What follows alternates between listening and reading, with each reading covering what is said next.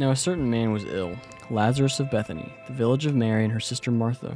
It was Mary who anointed the Lord with ointment and wiped his feet with her hair, whose brother Lazarus was ill. So the sisters said to him, saying, Lord, he whom you love is ill. But when Jesus heard it, said, This illness does not lead to death, it is for the glory of God, so that the Son of Man may be glorified through it. So Jesus loved Martha and her sister Lazarus. So when they heard that Lazarus was ill, he stayed 2 days longer in the place where he was. Then after this, he said to his disciples, Let us go to Judea. The disciples said to him, Rabbi, the Jews are just now seeking to stone you, and are you going to there again? And Jesus answered, Are there not 12 hours in a day?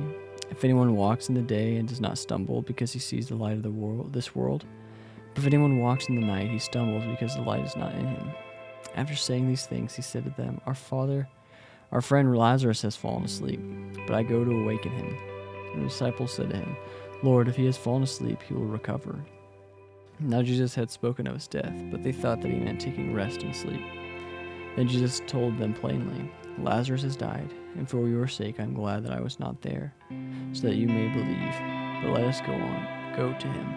So Thomas, called the twin, said to his fellow disciples, Let us go, but we may die with him. Now, when Jesus came, he found that Lazarus had already been in the tomb 4 days. Bethany was near Jerusalem, about 2 miles off. And many of the Jews had come to Martha, and Martha to console them concerning their brother. So when Martha heard that Jesus was coming, she went and met him. But Martha remained seated at the house. Martha said to Jesus, Lord, if you had been there, my brother would not have died. But even now I know that whatever you ask from God, God will give you. Jesus said to her, Your brother will rise again. Martha said to him, I know that he will rise again in the resurrection on the last day. Jesus said to her, I am the resurrection and the life. Whoever believes in me, though he die, yet shall he live. And everyone who lives and believes in me shall never die. Do you believe this? She said to him, Yes, Lord. I believe that you are the Christ, the Son of God, who is coming into the world. When she had said this, he went and called her sister Mary in private. The teacher is here and is calling for you. And when she heard it, she rose quickly and went to him. Now Jesus had yet come into the village, but was still in the place where Martha had met him. When the Jews were with her in the house, consoling her, she saw Mary rise quickly and go out. They followed her, supposing that she was going to the tomb to weep there. But when Mary came to where Jesus was and saw him, she fell at his feet, saying to him, Lord, if you had been here, my brother would not have died. When Jesus saw her weeping, and the Jews who had come with her also weeping, he was deeply moved in his spirit and greatly troubled. And he said, Where have you laid him? They said to him, Lord, come and see. Jesus wept. So the Jews said, See how he loved him? But some of them said, Could not he have opened the eyes of the blind man, also have kept this man from dying? Then Jesus, deeply moved again, came to the tomb. It was a cave, and a stone lay against it.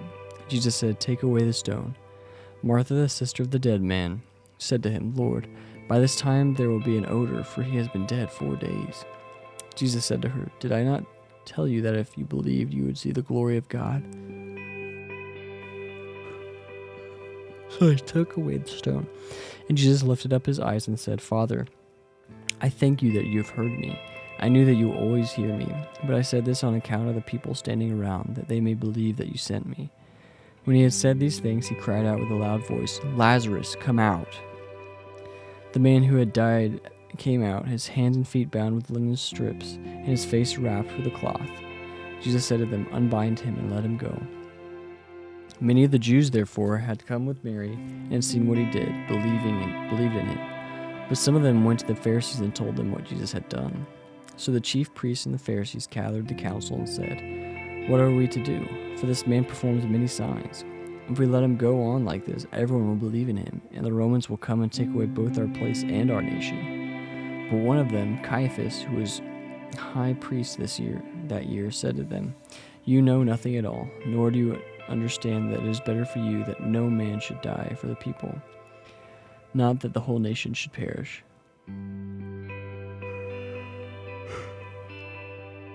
He did not say this of his own accord, but being high priest that year, he prophesied that Jesus would die for that nation.